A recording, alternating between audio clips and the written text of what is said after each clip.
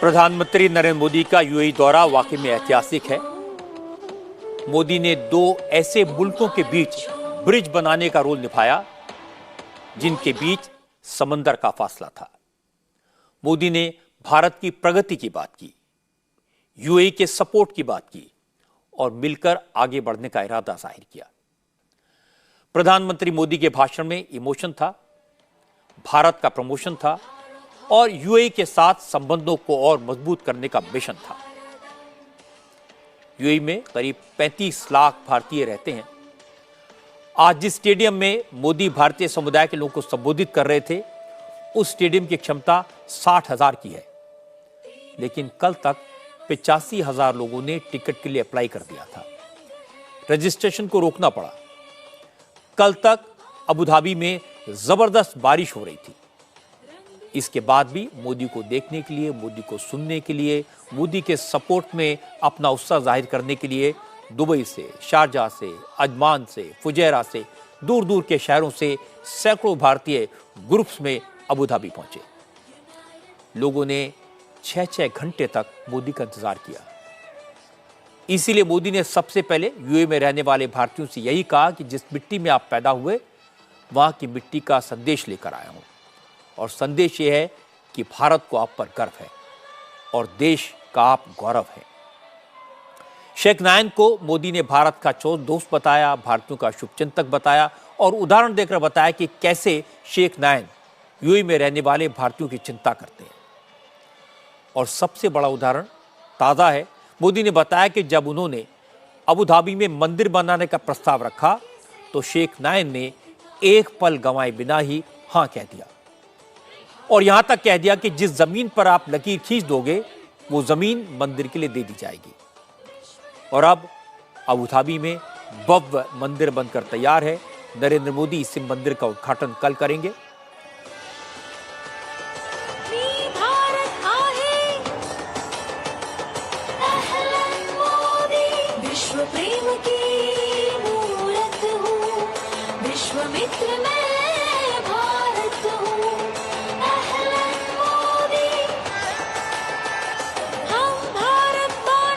मोदी ने धरती से लेकर अंतरिक्ष तक भारत और यूएई के आपसी संबंधों की बात की। प्रधानमंत्री ने कहा, टेक्नोलॉजी से लेकर एजुकेशन के क्षेत्र में जिस तरह से प्रेसिडेंट शेख नायन ने भारत का साथ मजबूती से दिया है, वो दुनिया के लिए भी हैरानी की बात है। एक जमाना था जब यूएई भारत के लिए मुश्किल टेरेन था। यूएई को आमतौर पर पाकिस्तान का दोस्त और भारत का विरोधी माना जाता था। एक जमाना था जब भारत से अपराधी दुबई में जाकर पनाह लेते थे। सब जानते थे कि वो वहां बैठे हैं, लेकिन भारत कुछ नहीं कर पाता था। आपको याद होगा, प्लेन हाईजैक करके पाकिस्तान के आतंकवादी दुबई ले गए थे और भारत हाथ मलता रह गया था। नरेंद्र मोदी ने पिछले 10 साल में बाजी पलट दी है। यूएई से संबंध सुधारने के लिए एक्स्ट्रा एफर्ट किया, यूएई को आतंकवाद के खतरों से अवगत कराया, भारत की नीयत के बारे में साफ साफ बताया। और यह इसलिए बहुत जरूरी था क्योंकि बड़ी संख्या में भारत के लोग यूएई के देशों में जाकर काम करते हैं, वहां से अपनी कमाई भारत भेजते हैं। नरेंद्र मोदी 7 बार यूएई गए, वहां के नेताओं से पर्सनल रिश्ते बनाए। और यह काम इसलिए मुश्किल था क्योंकि 2002 से 2013 तक जब वो गुजरात के मुख्यमंत्री थे, उनके बारे में नेशनल और इंटरनेशनल मीडिया में जो कुछ कहा जाता था, उसका असर मुस्लिम देशों के अध्यक्षों पर, वहां के डिप्लोमेट्स पर होता था। नरेंद्र मोदी को डिप्लोमेसी का कोई अनुभव नहीं था, लेकिन मोदी ने पासा पलट कर दिखाया।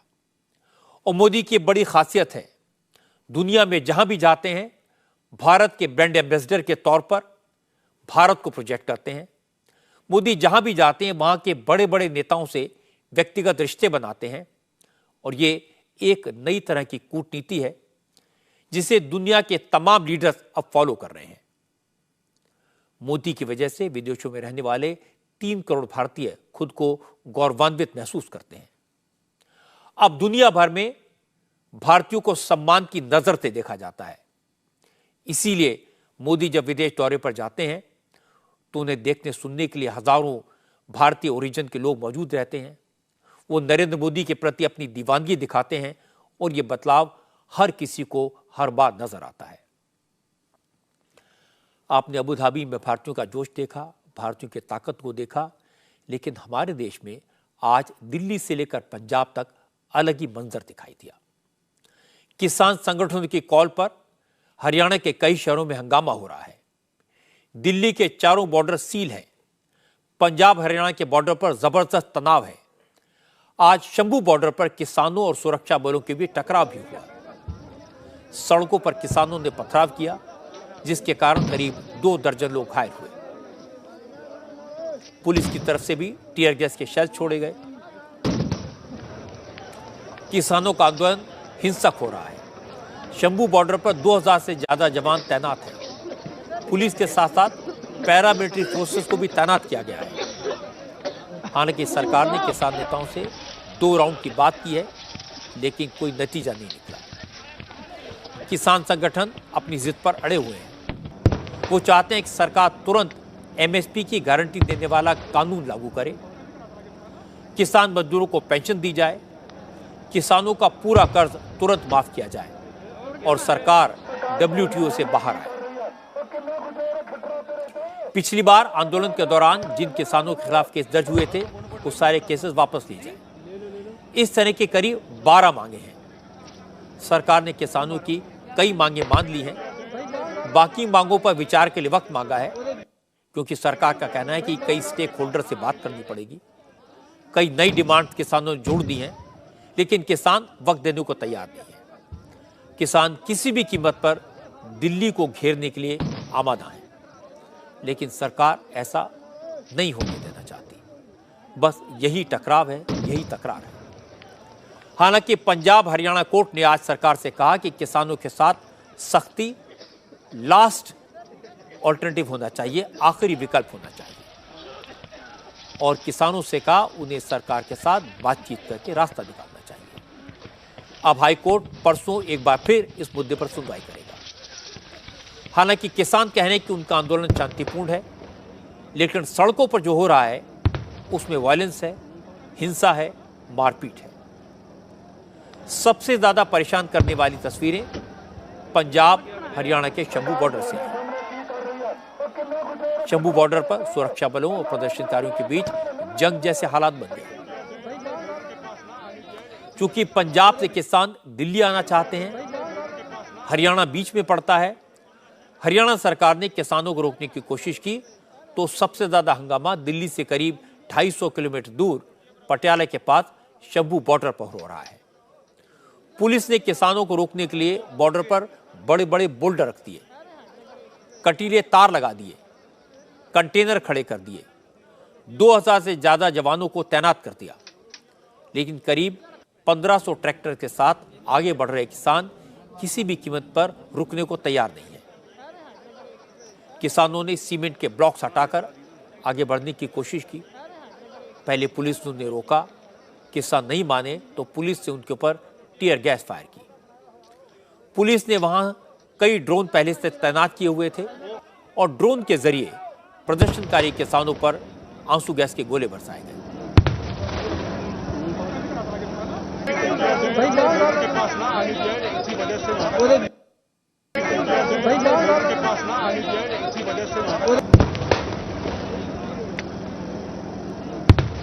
नाराज किसानों को जब आगे बढ़ने का रास्ता नहीं मिला तो उन्होंने हाईवे के किनारे लगे लोहे की चादरों को तोड़ना शुरू कर दिया।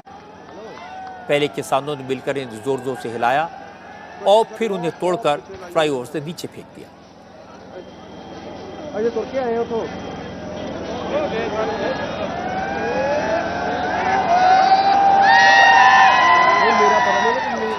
अभी तक तो किसान सड़कों पर ही थे, लेकिन पुलिस फोर्स ने जब टीयर गैस के शेल्स गिराए, भीड़ को तितर बितर करने की कोशिश की तो किसान वहां से भागकर आसपास के खेतों में पहुंच गए।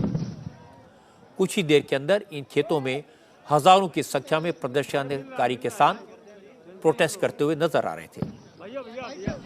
जो प्रदर्शनकारी पुलिस के खिलाफ नारेबाजी कर रहे थे और पुलिस फोर्स उन्हीं पर टीयर गैस के गोले छोड़ रही थी। टीयर गैस से परेशान प्रदर्शन करने वाले किसानों ने कुछ ही देर में पुलिस फोर्स पर पत्थर चलाने शुरू कर दिए। इन खेतों में मौजूद किसानों ने वहां पड़े ईंट पत्थरों को उठाकर पुलिस की तरफ फेंकना शुरू कर दिया।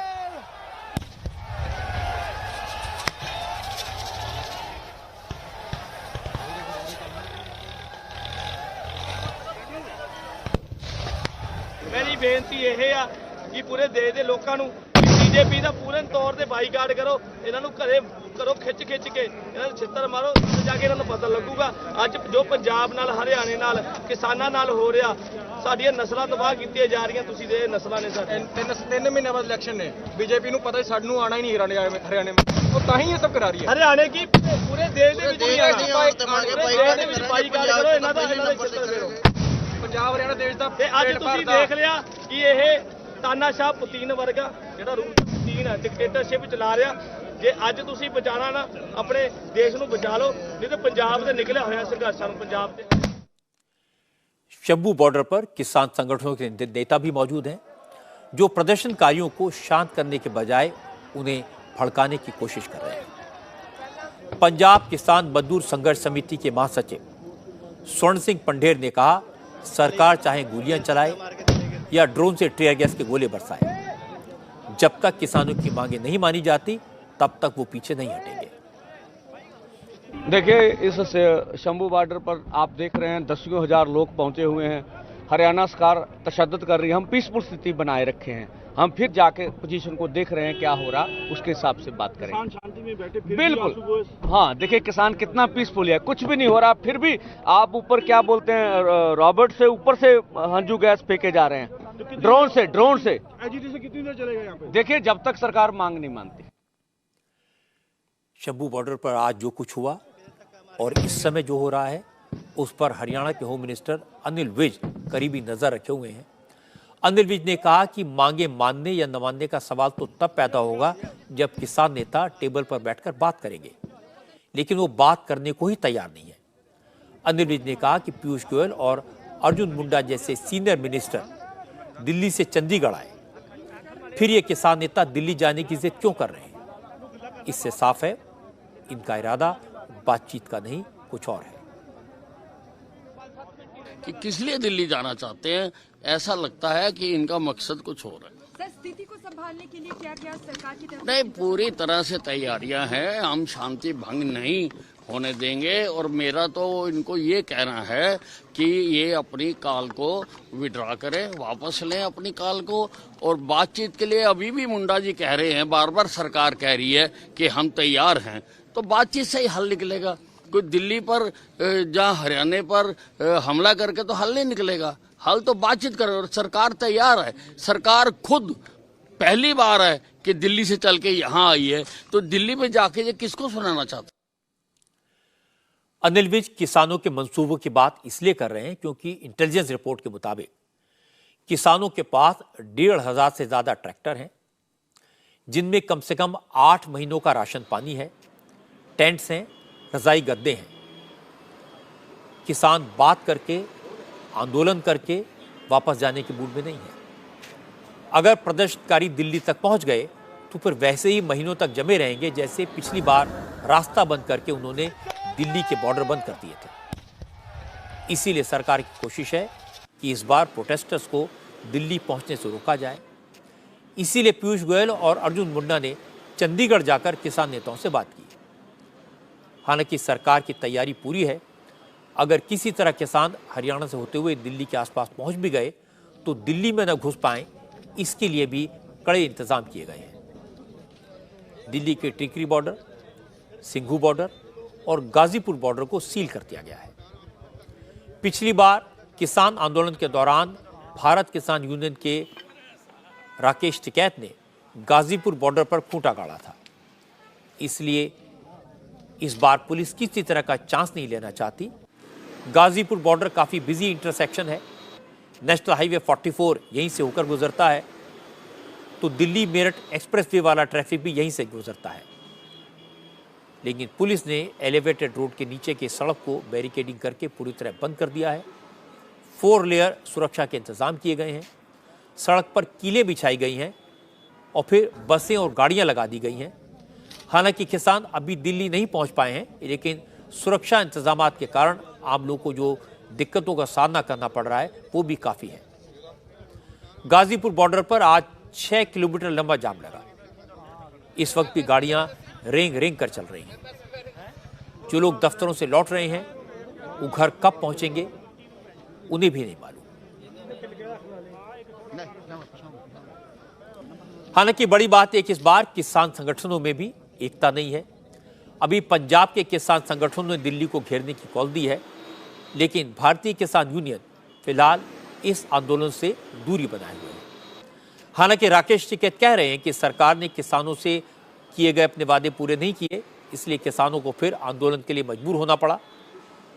वो कह रहे थे कि बेहतर होगा सरकार किसानों से बात करे और रास्ता निकाले। पूरे देश की प्रॉब्लम है एमएसपी गारंटी कानून। पूरे देश की प्रॉब्लम है स्वामीनाथन कमेटी की रिपोर्ट, बिजली अमेंडमेंट बिल, कर्जा, ये सारे इशू हैं। देश में बहुत किसान संगठन है, अलग अलग प्लेटफॉर्म से ये समस्याएं उठती रहेगी। जो भी जाएगा समस्या वही रहेगी, तो ये दिक्कतें आएंगी। दिल्ली के लिए कोई एक दिन पहले चल दिया, कोई 2 दिन बाद में आ जाएगा। अगर उनके साथ में कोई अनजस्टिस होगी, उनको सरकार ने दिक्कत पैदा करी, तो वे किसान ना हमारे से दूरी पे है ना हमारे से दिल्ली दूरी पे है। संयुक्त मोर्चा अभी इस मोमेंट में नहीं है। किसान संयुक्त मोर्चे की 16 फरवरी की कॉल है, ग्रामीण भारत बंद करने की कॉल है। ये भी किसान संगठन से ही हैं। ये दिल्ली के लिए चल रही है, लेकिन हम इनके समर्थक में हैं। अगर इनके साथ में कोई छेड़छाड़ नहीं होगी तो हम इनके सपोर्ट में आएंगे। राकेश टिकैत किसान नेता हैं। किसानों के समस्याओं पर, उनके आंदोलन पर, प्रोटेस्ट पर उनका बोलना बनता है। लेकिन दूसरी तरफ लोकसभा का चुनाव आने वाला है। मोदी के विरोधी इस किसान आंदोलन को एक बड़ा अच्छा मौका मान रहे हैं। कांग्रेस, समाजवादी पार्टी और लेफ्ट के नेता सुपर एक्टिव हैं। राहुल गांधी से लेकर भूपेंद्र हुड्डा, दीपेंद्र हुड्डा, रणदीप सिंह सुरजेवाला, पवन खेड़ा तक सारे नेता आज बोले। राहुल गांधी ने पहले ट्वीट किया, लिखा कि किसान भाइयों, आज ऐतिहासिक दिन है, किसान अन्नदाता है, आप दिल्ली आ रहे हो, हम आपके साथ हैं। राहुल गांधी ने लिखा कि कांग्रेस की पहली गारंटी है किसानों को एमएसपी देना। कांग्रेस किसानों को एमएसपी की गारंटी देगी। क्योंकि राहुल की न्याय यात्रा आजकल छत्तीसगढ़ में है, इसलिए अंबिकापुर में राहुल गांधी ने कहा कि मोदी सरकार किसानों के साथ अन्याय कर रही है, कांग्रेस ही किसानों के साथ न्याय कर सकती है। किसानों को जो मिलना चाहिए वो नहीं मिल रहा है। आज किसान दिल्ली की ओर चले जा रहे हैं, पैदल जा रहे हैं, उनको रोका जा रहा है, उन पे टीयर गैस चलाई जा रही है, उनको जेल में भरा जा रहा है। और वो क्या कह रहे हैं? सिर्फ ये कह रहे हैं कि हमारी मेहनत का फल हमें मिलना चाहिए। स्वामीनाथन जी को बीजेपी की सरकार ने भारत रत्न दिया, मगर जिस चीज के लिए स्वामीनाथन जी ने अपनी जिंदगी दी, हिंदुस्तान के किसानों के लिए जो उन्होंने मेहनत की, जो स्वामीनाथन जी ने कहा,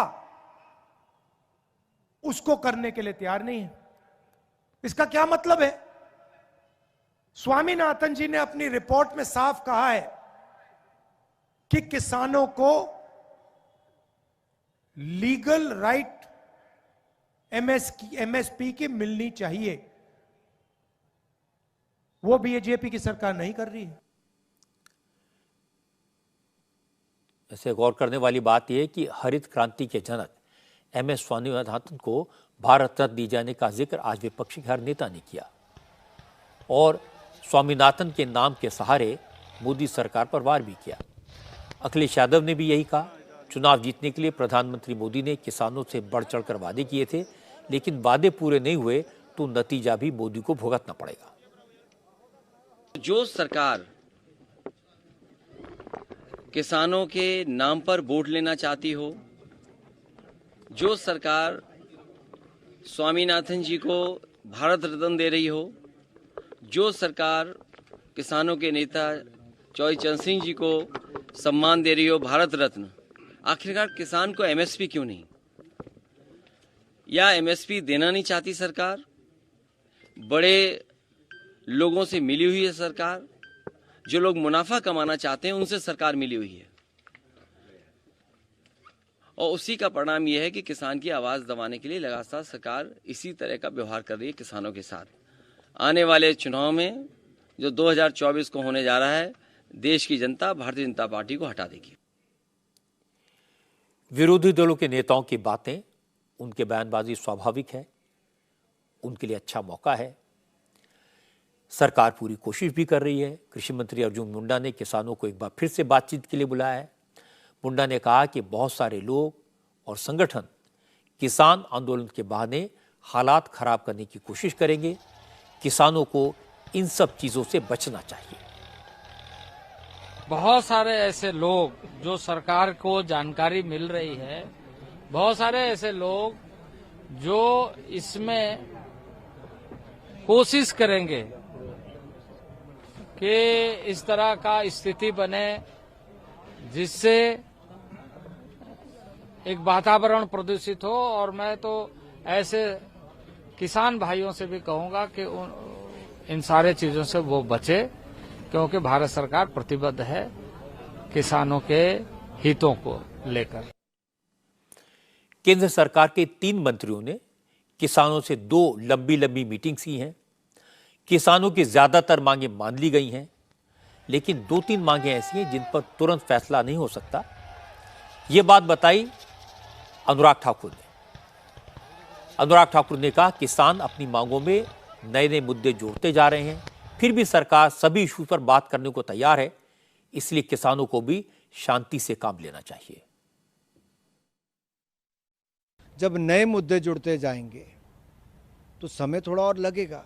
अगर वो कहते हैं कि WTO में से भारत हट जाए, वर्ल्ड ट्रेड ऑर्गेनाइजेशन से भारत अपने आप को अलग कर ले, वो कहते हैं कि FTA रद्द कर दो, फ्री ट्रेड एग्रीमेंट रद्द कर दो, वो कहते हैं स्मार्ट मीटर मत लगाओ, वो कहते हैं कि पराली को जलवायु के क्षेत्र से निकाल दो, कृषि क्षेत्र को निकाल दो, इलेक्ट्रिसिटी अमेंडमेंट बिल में ये बदलाव कर दो। अब ये सारे नए मुद्दे जुड़ते जा रहे हैं। हमारा केवल इतना कहना है कि हम इन विषयों पर भी चर्चा करने के लिए तैयार हैं, लेकिन इन पे अन्य लोगों से बात करनी पड़ेगी, राज्य सरकारों से बात करनी पड़ेगी और किसान संस्थाओं से बात करनी पड़ेगी। क्या ये गलत है? आखिरकार नए मुद्दे जुड़ रहे हैं तो उस पर चर्चा तो बनती है, उस पर समय भी थोड़ा लगेगा। हम पहले भी चर्चा करने के लिए तैयार थे, आज भी हैं। मैं प्रदर्शनकारियों से इतना ही कहूँगा कि आगजनी हिंसा ना करें, उग्र ना हो, और मैं किसान नेताओं से इतने अनुरोध करता हूं कि कृपया करके बातचीत का दौर जारी रखें।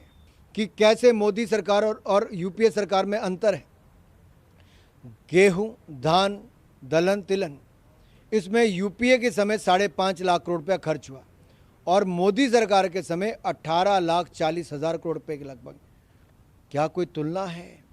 हमने एमएसपी के दाम भी बढ़ाए, खरीद भी बढ़ाई, और एक खर्चा बताता है कांग्रेस ने 5.5 लाख करोड़ तो मोदी सरकार ने 18,39,000 करोड़ रुपया खर्च किया।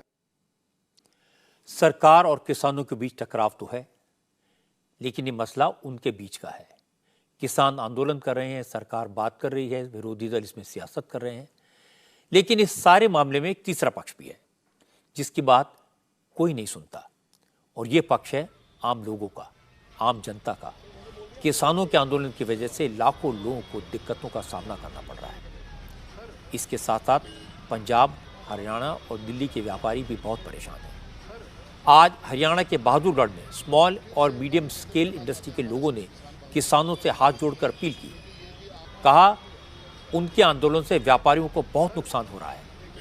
किसान सरकार से बात करें, लेकिन उनकी वजह से जो रास्ते बंद हो रहे हैं, इंटरनेट पर जो पाबंदी लग रही है, जो बिजनेस ठप हो रहा है, उसका ख्याल करें। कारोबारियों का कहना है कि पहले कोरोना की वजह से उनका कारोबार चौपट हुआ, फिर किसान आंदोलन की मार पड़ी, बड़ी मुश्किल से जिंदगी पटरी पर आई है, लेकिन अब फिर किसानों का आंदोलन शुरू हो गया। हम किसानों के खिलाफ नहीं है कि जो भी उनका हक है, डिमांड है, वो अपनी डिमांड रखें, हक रखें, लेकिन अपने हक की वजह से हमारे उद्योगों को, कर्मचारियों को डिस्टर्ब ना करें। ये हमारा निवेदन पूर्वक उनसे प्रार्थना है। अभी पिछले 2 दिनों से, अभी तो बेशक से जो भी योजना है उनकी आगे आने की जाने की, 2 दिनों से जैसे इंटरनेट नहीं चल रहा है, कोई OTP नहीं आता, SMS नहीं आता, ई इनवाइसिंग मैंडेटरी है, इनवाइसिंग नहीं बन पा रही, ई-वे बिल नहीं जनरेट हो पा रहा, बॉर्डर से कोई ट्रांसपोर्टेशन नहीं हो पा रही है, माल नहीं जा पा रहे हैं, जो बुकिंग होती है, दिल्ली बुकिंग होती है वो नहीं हो पा रही है, दिल्ली से जो मटेरियल आते हैं वो नहीं आ पा रहे हैं। कितने सारे डेली बेसिस पे रोजमर्रा की रोजी रोटी के लिए लोग जो बहादुरगढ़ से आसपास के शहरों से दिल्ली जाते हैं, और बहुत सारे दिल्ली के चारों तरफ से लोग यहाँ पे बहादुरगढ़ में आते हैं। कोई आना जाना सब बंद हो गया, एक तरह से मतलब इतना पैनिक है लोगों में कि अब क्या होगा, अब हमारा भविष्य क्या है। किसान अपनी मांग उठाएं, प्रोटेस्ट करें, इसमें किसी को कोई आपत्ति नहीं होनी चाहिए, लेकिन इसके पीछे मंशा क्या है ये देखने की जरूरत है। क्या मंशा वाकई में किसानों की भलाई के लिए है, कल्याण के लिए है, गरीब किसान को फायदा पहुंचाने के लिए है, या इस प्रोटेस्ट का मकसद चुनाव से पहले मोदी सरकार पर प्रेशर बनाना और उसे बदनाम करना है। पिछली बार भी किसान नेताओं ने चुनाव से पहले दिल्ली में धरना दिया था, कई महीनों तक माहौल बनाया था, लेकिन उसका जनता के दिलो दिमाग पर कोई असर नहीं हुआ। उनकी अपेक्षाओं के विपरीत नरेंद्र मोदी ने चुनाव जीता। इस बार जो लोग प्रोटेस्ट को लीड कर रहे हैं उनमें ज्यादातर लोग सियासी मकसद से आए हैं। पिछले 2 दिन से सरकार के 3 मंत्री लगातार उनसे बात कर रहे हैं, लेकिन किसान नेता नई मांगे सामने रख देते हैं, और ये मांगे ऐसी हैं जो टेबल पर बैठकर तुरंत नहीं मानी जा सकती। किसान कह रहे हैं कि सरकार WTO एग्रीमेंट से बाहर आए, FTA को रद्द कर दे, ये अभी अनुराग ठाकुर ने बताया भी था। ऐसी मांग को चंडीगढ़ में बैठे मंत्री पूरा नहीं कर सकते। किसान नेता कहते हैं कि पूरे देश के किसानों का कर्ज तुरंत माफ किया जाए। इस मांग को पूरा करने का भरोसा कोई मंत्री तुरंत नहीं दे सकता। इसलिए ऐसा लग रहा है कि किसान नेता दिल्ली को घेरने का मन बनाकर आए हैं, तैयारी करके निकले हैं, और यह आज प्रोटेस्ट के वक्त दिखाई दिया। इस बार ज्यादातर किसान नेता पंजाब के हैं, और सुनने में यह आया कि पंजाब में आम आदमी पार्टी की सरकार इनको पूरी हवा दे रही है। आज अरविंद केजरीवाल ने कांग्रेस को हैसियत दिखा दी। एक तरफा ऐलान कर दिया कि आम आदमी पार्टी पंजाब में अकेले चुनाव लड़ेगी, कांग्रेस के साथ कोई अलायंस नहीं होगा। दिल्ली में आम आदमी पार्टी कांग्रेस के लिए 1 सीट छोड़ सकती है। साथ ये भी कहा कि कांग्रेस की हैसियत तो 1 सीट जीतने लायक भी नहीं है। इतना ही नहीं, केजरीवाल की पार्टी ने गोवा की 1 सीट पर और गुजरात की 2 सीटों पर अपने उम्मीदवारों के नामों का ऐलान भी कर दिया। आम आदमी पार्टी के सांसद संदीप पाठक ने कहा उनकी पार्टी गुजरात में कुल 8 सीटों पर लड़ेगी। कांग्रेस को गठबंधन धर्म निभाना चाहिए और गुजरात में 18 सीटों पर चुनाव लड़ने का ऑफर मंजूर करना चाहिए। इसके बाद पाठक ने कहा दिल्ली में कांग्रेस 1 सीट भी डिजर्व नहीं करती, लेकिन गठबंधन का धर्म निभाते हुए आम आदमी पार्टी उन्हें 1 सीट देने को तैयार है। अगर कांग्रेस सीटों पर बात फाइनल नहीं करती तो फिर दिल्ली की 6 सीटों पर भी उम्मीदवारों के नाम का अनाउंसमेंट कर दिया जाएगा। संदीप पाठक यहीं नहीं रुके। गुजरात की जिस भरूच सीट से आम आदमी पार्टी ने उम्मीदवार घोषित किया है उस पर कांग्रेस का दावा है इस सीट से अहमद पटेल चुनाव लड़ते थे, अब उनकी बेटी को कांग्रेस चुनाव में उतारना चाहती है। लेकिन आम आदमी पार्टी ने आज कांग्रेस को सीधा जवाब दे दिया। संदीप पाठक ने कांग्रेस को नसीहत दी और कहा अगर कांग्रेस को मोदी से लड़ना है तो परिवारवाद छोड़ना होगा। कांग्रेस पार्टी के साथ अलायंस की जो बातचीत हमारी सीट शेयरिंग को लेकर हुई थी, आप देखेंगे कि ये 2 बारी ऑफिशियल मीटिंग हुई, एक 8 जनवरी को और दूसरी 12 जनवरी के आसपास। 1 महीने हो गए मीटिंग का इंतजार करते कि अगली मीटिंग होगी, अगली मीटिंग में कुछ निर्णय निकलेगा और बात आगे बढ़ेगी। हमें बताया गया कि यात्रा चल रही है कांग्रेस पार्टी की, इसलिए शुरू में लेट हो रहा है, 2 दिन लेट होगा, 3 दिन लेट होगा। हम इंतजार करते रहे। ऐसी परिस्थिति में अगर आपका उद्देश्य चुनाव जीतना है तो फिर मन में प्रश्न उठता है और चिंता होती है कि इस तरीके से चुनाव जीतना तो बड़ा मुश्किल हो जाएगा। कांग्रेस जो एंटी मोदी मोर्चा बनाया था उसमें ले देकर अखिलेश यादव, शरद पवार और उद्धव ठाकरे ही बचे थे। अब केजरीवाल ने भी कांग्रेस का हाथ झटक दिया और इन सब नेताओं की प्रॉब्लम सेम है। सब ये कह रहे हैं कि कांग्रेस सीट शेयरिंग पर फैसला करे, किस जगह किस पार्टी को कौन सी सीटें लड़नी है इसका फैसला किया जाए, क्योंकि अब ज्यादा वक्त नहीं बचा। क्योंकि कांग्रेस ऐसे फैसलों से दूर है। राहुल गांधी अपनी यात्रा पर हैं। कांग्रेस में जिन लीडरों को फैसला लेना है वो अवेलेबल नहीं है, इसलिए बाकी दलों को चिंता है, इसीलिए एक एक करके वो दूर भाग रहे हैं। राजनीति की दुनिया से एक और बड़ी खबर यह है कि सोनिया गांधी इस बार रायबरेली की अपनी परंपरागत सीट से लोकसभा का चुनाव नहीं लड़ेंगी। सोनिया राज्यसभा के रास्ते पार्लियामेंट में पहुंचेंगी। कांग्रेस ने आज सोनिया गांधी को राजस्थान से अपना राज्यसभा उम्मीदवार घोषित कर दिया। सोनिया गांधी कल अपना नॉमिनेशन फाइल करेंगी। सोनिया के नॉमिनेशन के वक्त उनके साथ राहुल गांधी मौजूद रहेंगे। राहुल गांधी भारत जोड़ो यात्रा को एक दिन के लिए रोककर आज शाम दिल्ली पहुंच गए। सोनिया गांधी इस बार रायबरेली से चुनाव नहीं लड़ेंगी। इसकी दो वजह हैं। एक तो ये डर कहीं अमेठी की तरह इस बार रायबरेली भी न हार जाएं, और दूसरा सोनिया की हेल्थ ठीक नहीं है। इलेक्शन के मैदान में जितनी मेहनत करनी पड़ती है वो उनके लिए मुश्किल होगा, इसीलिए कांग्रेस ने उन्हें राज्यसभा में भेजने का फैसला किया।